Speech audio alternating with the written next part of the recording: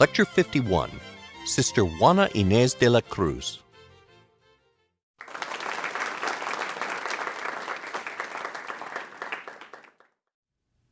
In Molière's 1662 comedy, L'École des Femmes, The School for Wives, a character mocks women's desire for education.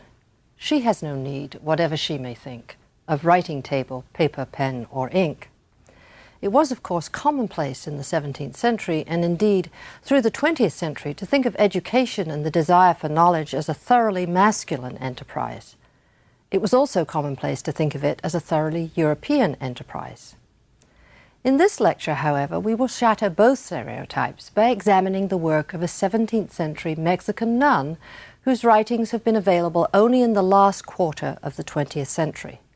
A reminder of just how difficult it has been for women's contribution to literature and the arts to be acknowledged. Even though women writers might draw attention to the influence of other women writers and thinkers, the canonical histories of literature have generally slighted the important contributions of women. What must it have been like to be an intellectual woman in the 17th and 18th centuries? Think how difficult it must have been to have access to any of those prerequisites for expressing oneself if one was born a woman in the 17th century. Very little access to schooling beyond the basic skills of reading and writing, and this only for the privileged few.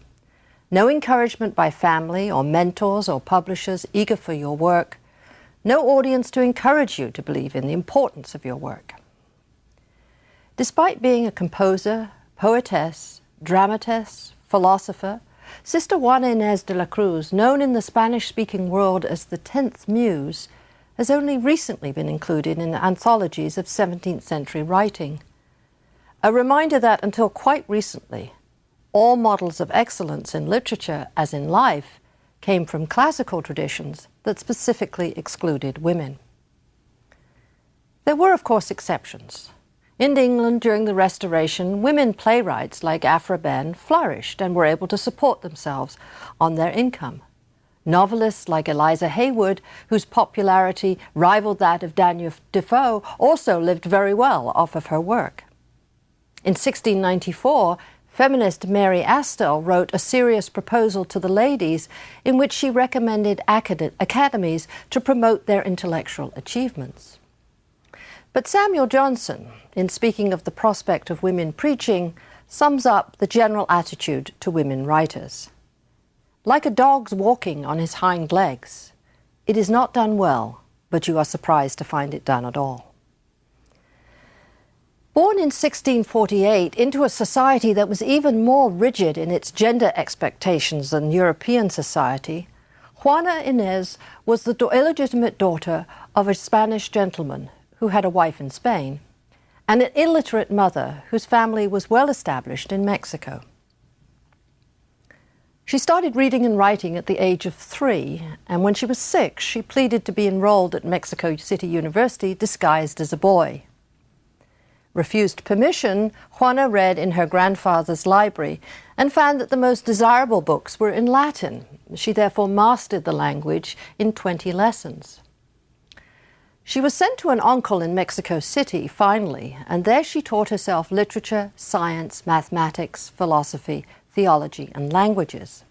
And at 13, she was presented at the viceregal court, which was the cultural center of the New World. In New Spain, Mexico, the viceroy had maximum authority. He oversaw all the policies, the justice system, administered the economy, and was head of the army and responsible for protecting Catholic Church. Juana became the lady-in-waiting of the vicereine, and for 3 years enjoyed the pleasures of the court, writing court verse, love poetry, satires and drama in Castilian, Latin, and Nahuatl, the language of the Aztecs, and she composed music. We have an exquisite court portrait taken of her when she was 15 years old that shows her with delicate features, large eyes, richly dressed in a red brocade dress, and holding, significantly, a book in her hand. She was pursued by many, but she refused many offers of marriage. If she was not going to marry, there was really only one choice remaining, and that was to enter the convent, which she did in 1664.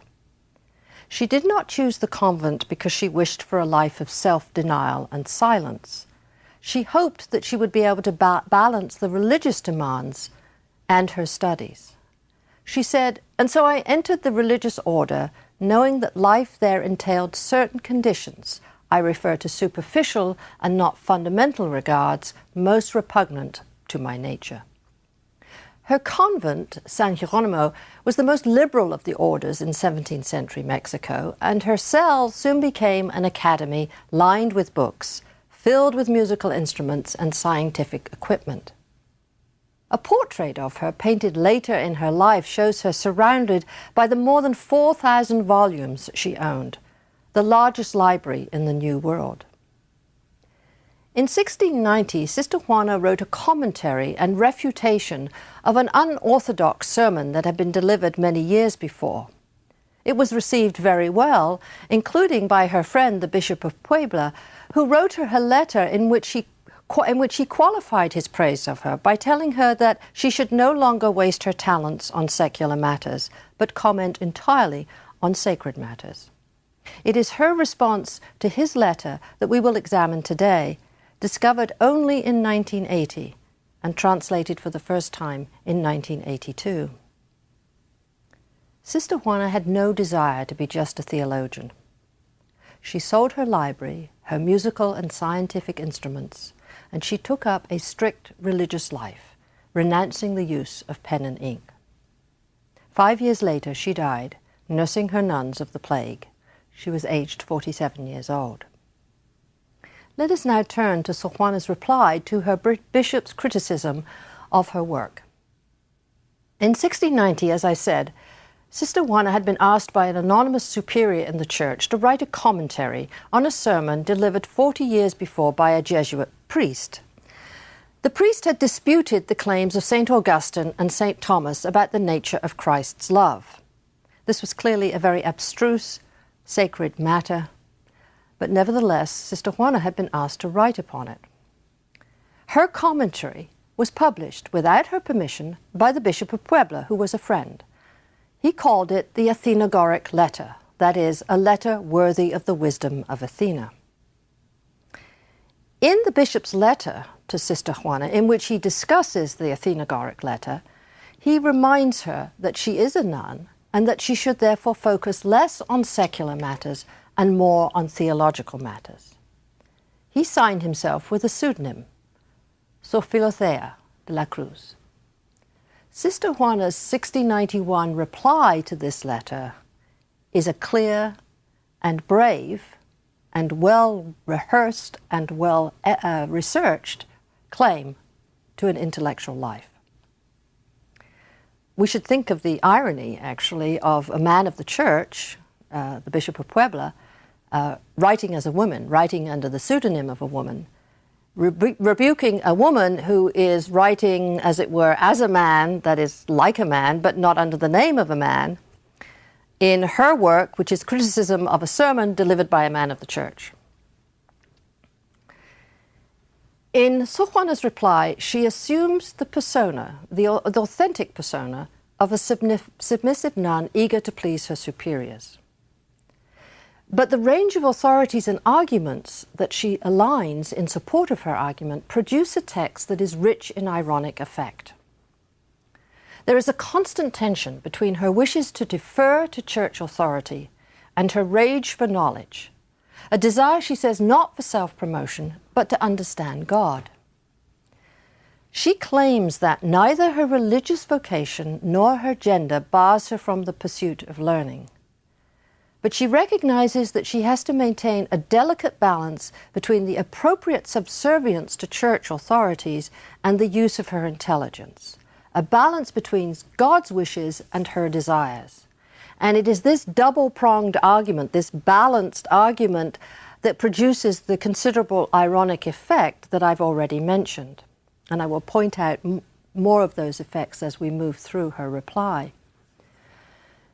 She begins her work by claiming that she is not worthy of being published. She says, "I am unworthy of the learned and loving letter from Sister Filothea." There is a conventional modesty that she is offering us here, not just as a nun, but also as a woman. But that conventional modesty is immediately subverted by the range of references that she cites to scholars like Albertus Magnus, Thomas Aquinas, and the Roman rhetorician Quintilian. All this occurs in the first paragraph. She then reminds us again of her gender because she recalls the tears that she shed when she received the Athenagoric letter. She says, "I burst into tears of confusion with all that tears do not come easily to me, because it seemed to me that your favour was but a remonstrance God made against the wrong I have committed, and that in the same way that he corrects others with punishment, he wishes to subject me with benefices." Notice the contrast between bursting into tears with confusion and then saying, "But tears do not come easily to me." So once again, this balance between the woman and the man in the same body, as it were. She says that questioning God's will is not sacrilegious, but an exercise of the intelligence that God has given her, and that her secular writings come from a deep reverence to sacred matters. She has turned to secular matters, she says, because she dared not defy gender, age, and above all custom in writing of sacred things. She says, "My not having written often of sacred matters was not caused by disaffection or by want of application, but by the abundant fear and reverence due those sacred letters, knowing myself incapable of their comprehension and unworthy of their employment. For how then would I have dared to take in my unworthy hands these verses, defying gender, age, and above all custom? And thus I confess that many times this fear has plucked the pen from my hand and has turned my thoughts back toward the very same reason from which they wished to be born, which obstacle did not impinge upon profane matters. For a heresy against art is not punished by the Holy Office, but by the judicious with derision, and by critics with censure. And censure, just or unjust, is not to be feared, as it does not forbid the taking of communion or the hearing of Mass." She insists that she does not study to write, even less to teach, which she says in One Like Myself were unseemly pride, but only to the end that if I study, I will be ignorant of less. She has narrowed down, in other words, her claims. She does not claim to wish to teach, she does not claim to wish to write, she simply wishes to be allowed to study. When she does write, she says, she does it only under compulsion of others. She refuses to repudiate her studies, which she believes are appropriate to God's work, but she recognizes that they do distract her from convent life. She says, one truth that I shall not deny, first, because it is well known to all, and second, because although it has not worked in my favor, God has granted me the mercy of loving truth above all else, which is from the moment I was first illuminated by the light of reason, my inclination towards letters has been so vehement, so overpowering, that not even the admonition of others, and I have suffered many, nor my own meditations, and they have not been few, have been sufficient to cause me to forswear this natural impulse that God has placed in me. The Lord God knows why and for what purpose. Notice again the balance between her claim that her desire is natural and the claim not to know God's wishes. Even her entry into the convent, she said, was undertaken to veil the light of her reason and to offer it up only to him who bestowed it upon me. Although, as she's already said, the spiritual exercises and company of the community were repugnant to the freedom and quiet I desired for my studious endeavors. So Juana insists upon the inevitability, the naturalness of her desire for learning. And she supports this claim by showing us that even when she was very, very young, and therefore before she could have been said to have had a will of the kind that an adult has to follow her own desires, she was interested and desirous of learning. She says when she was 3, she followed her sister to school out of affection and mischief. But when I observed how she was being taught her lessons, I was so inflamed with desire to know how to read that, deceiving, for so I knew it to be, the mistress, I told her that my mother had meant for me to have lessons too. The woman who taught me, may God bless and keep her, is still alive and can bear witness to all I say. This desire to learn then was so natural that it actually overcame other natural physical desires like eating, and so in a sense becomes unnatural in its ferociousness. I also remember that in those days, my tastes being common to that age, I abstained from eating cheese because I had heard it made one slow of wits. For in me the desire for learning was stronger than the desire for eating, as powerful as that is in children. Two competing claims are in balance. The desire to learn is not condemned as natural, but is her own desire.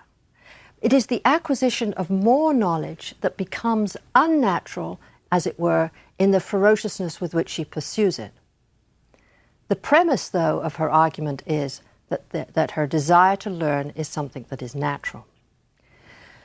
She asks three questions. Should she not follow the impulses given to her by God? How far should she follow those impulses? And at what point does pursuing her desire conflict with the will of God? The struggle between the natural and the unnatural, what is appropriate, what is inappropriate, is emphatically located in her body. And that shouldn't surprise us, given how often women find that struggle for an intellectual life, as it were, made to seem anathema to their very bodies. It's as if they are trapped in a woman's body. She wanted to remember she wished to be sent to study in Mexico City dressed as a boy. When she finally does go to Mexico City, she learns Latin, the language of the church. And when in learning Latin, once again, she describes to us an occasion when she pits her body against her desire to learn. And that is when she cuts her hair because she's not learning quickly enough. So intense was my concern that though among women, especially a woman in the flower of her youth, the natural adornment of one's hair is held in such high esteem, I cut off mine to the breadth of some 4 to 6 fingers, measuring the place it had reached and imposing upon myself the condition that if by the time it had grown to that length, I had not learned such and such a thing I had set for myself to learn while my hair was growing, I would cut it off as punishment for being slow-witted. And it did happen that my hair grew out, and still I had not learned what I set for myself, because my hair grew quickly, and I learned slowly. And in fact, I did cut it in punishment for such stupidity, for there seemed to me no cause for a head to be adorned with hair and naked of learning, which was the more desired embellishment. Even then, before she goes into the convent, she takes up the rigor of the religious life, which involves punishing the body to elevate the spirit. There's a kind of masculine aspect to the way in which she describes the cutting off of her hair, almost as if there's a kind of split in her own self between the masculine desire to learn, which she allows to punish, as it were, the feminine side by cutting off the hair. When she enters the convent, which she sees as a sanctuary away from court and the expectations of marriage, she finds that the distractions, the struggle between the religious life and the desire to study is unresolvable. Wherever she goes, she says, her desire accompanies her. When I entered the convent, I believed that I was fleeing from myself. But wretch that I am, I brought with me my own worst enemy, my inclination, which I do not know whether to consider a gift or punishment from heaven. For once dimmed and encumbered in the many activities common to religion, that inclination exploded in me like gunpowder, proving how privation is the source of appetite. And once again, another image of the body. When she becomes a nun, she is a daughter of the church, and as a proper daughter of the church, she needs to understand sacred theology. But she says to understand theology, she needs logic. She needs rhetoric. She also needs physics, music, arithmetic, architecture, civil law, canon law, history, and astrology. The acquisition of this range of knowledge is constantly interrupted by the attendant details of living in a community, like judging a dispute between two servants, receiving friends on visits. Because of the great affection that her convent holds her in, because of her tender and affable nature, she is constantly being required to participate in the community life. And once again, the stress there on the female side, her tender and affable nature. The torment of desiring to study, but also the desiring to be part of her community, condemns her to a struggle against herself, which she compares to the struggle of the founder of her order, Saint Jerome. For me, she said, not to know, merely the desiring to know, has been such torment that I can say, as has my father Saint Jerome, although not with his accomplishments, my conscience is witness to what effort I have expended, what difficulties I have suffered, how many times I have despaired, how often I have ceased my labours and turned to them again, driven by the hunger for knowledge. She does not have, of course, the masculine privilege that Saint Jerome has in his search for knowledge. But in making her claim to identify herself with Saint Jerome, she is making a rhetorical move that prepares us for the most extraordinary rhetorical move in the whole letter, which is the move to make herself analogous to Christ himself. Despite the acclaim, she says, that she receives because of what she writes, she suffers from terrible persecution from those who love her and wish to save her soul. And these, she says, are the ones who wound her most deeply, not the ones who persecute her openly with loathing and malice, but, she says, rather those who, in desiring my well-being and who are deserving of God's blessing for their good intent, have mortified and tormented me more than those others with their abhorrence. How was I to endure, she asks, an uncommon sort of martyrdom in which I was both the martyr and the executioner? The use of the metaphor, being martyred to her own excellence, is exactly what takes her to Christ. She says, I was martyred to my own excellence as Christ was martyred to his. This is an extraordinary rhetorical gesture to make because, of course, even though there's a long tradition of women in the church claiming to be the bride of Christ and engaging in literature that speaks of them in that capacity, to actually claim an analogy as a woman to Christ himself is a considerably more dramatic gesture. She argues that it was a failure of reason that caused the Pharisees to condemn Christ, and so it is with those who condemn her. In an extended and intricately reasoned argument, she supports her claims against those whose reason has failed. She says that nothing will stop her from the desire to study. Once, her abbess has forbidden her to study, and she spent the time contemplating the nature of a spinning top, or laying out geometrical figures from a children's game, or examining the physical qualities of an egg in various liquids. In fact, when she's in the kitchen, the preparation of food becomes a laboratory for experimental science. And she says, with what one can only imagine would have been a smile on her face, had Aristotle had to prepare food, he would have written a lot more. Notice, she still hasn't addressed the Athenagoric letter yet, which is the occasion for her reply. Before she gets to that letter, she wants to turn to history, to ask the question, is knowledge appropriate for a woman?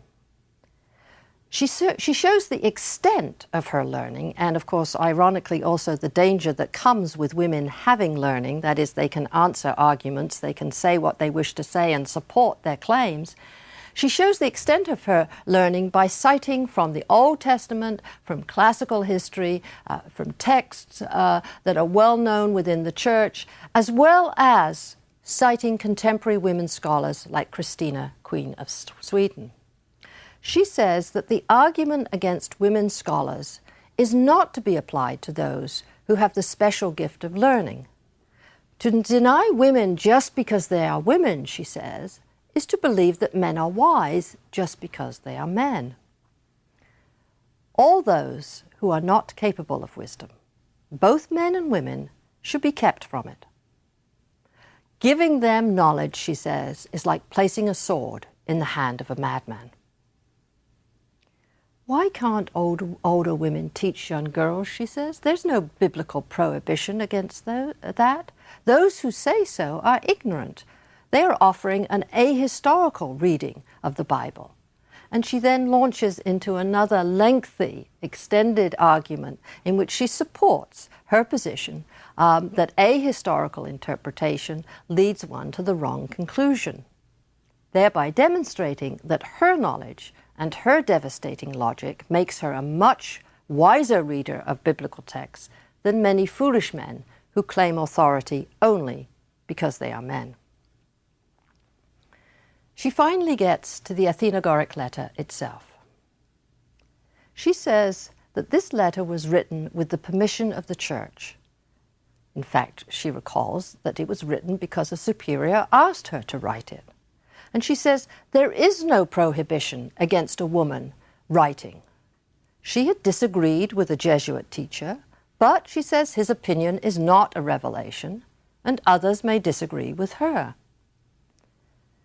She apologizes for the deformities, as she calls them, of her commentary, and she describes her work as if it were a child, lamenting that it has arrived like an orphan at the door of Sister Philothea, who has had to name it. Other blemishes, she said, have been born out of haste, and because of the unrelenting ill health that I suffer, and, she said, because of the profusion of duties imposed upon me by obedience, as well as the want of anyone to guide me in my writing, and the need that it all come from my hand, and finally, because the writing went against my nature, and I only wished to keep my promise to one whom I could not disobey. I could not find the time to finish properly. And thus I failed to include whole treatises and many arguments that presented themselves to me, but which I omitted in order to put an end to the writing. Many that, had I known the letter was to be printed, I would not have excluded, even if merely to satisfy some objections that have since arisen and which could have been refuted. There is then again this unrelenting struggle, this unresolvable struggle, as it were, between the desire to be obedient and the desire to be a scholar. Despite her wish to follow the authority of the church, we see here that the scholar will out. Even as she regrets that she wrote the letter, she wishes she'd written a better one. This is the same Sister Juana who within 2 years would sell her entire library and renounce the use of pen and ink. And what that must have cost her, we can only imagine. This is the same Sister Juana who was forced to use her fingernail to scratch out her own pleas for salvation in her blood. Immediately above will be noted the day, month, and year of my death. For the love of God and of his purest mother, I pray that my beloved sisters, both those now living and those who have gone before, will recommend me to him, though I have been the worst woman in the world. Signed, Juana Ines de la Cruz.